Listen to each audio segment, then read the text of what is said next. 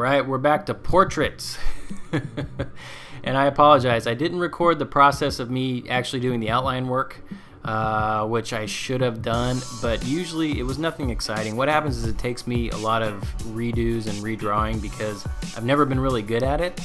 So what happens is I'll sit down to draw somebody and I'll have somebody drawn, and then it'll look nothing like the person I'm intending to draw.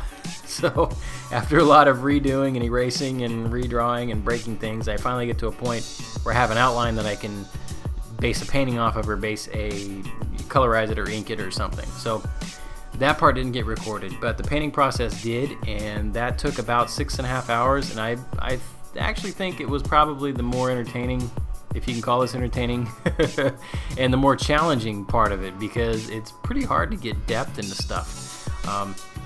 But we give it a shot. So this is of Adam, or SeaNanners, and I've been watching his videos lately. Well, I always watch his videos, but I've been taking notice of his thumbnails a little more.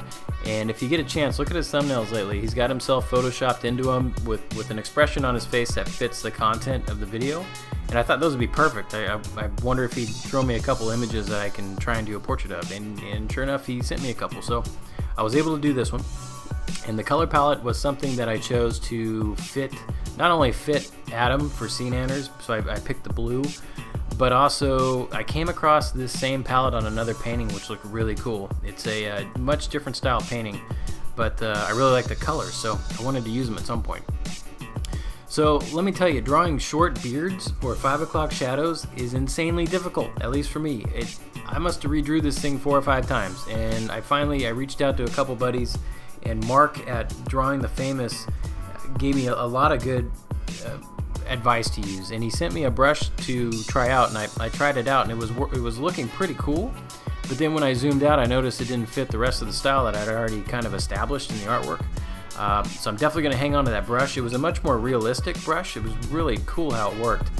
But I ended up going back and drawing the beard again with more solid shapes. And I tried to match the tone so it didn't look too full, because if you've seen Adam, he doesn't look like a lumberjack. He's just got a very, very short, shadow. So I didn't want to go crazy. So it does look kind of full though. So I want to go back at some point and fix that. But as far as how it looks, it fits the rest of the style that I already put in. So that was that. I redrew the background a bunch of times too to find something that seemed to fit better.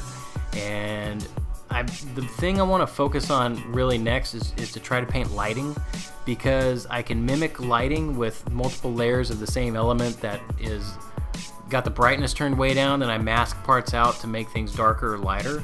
But I want to be able just to paint that up front. So that's kind of the next thing I'm going to try and figure out, and it's kind of tough. So hope you dig it, and I will see you at number, what are we on, 5? Yeah, 5. All right. Take it easy. Later, all.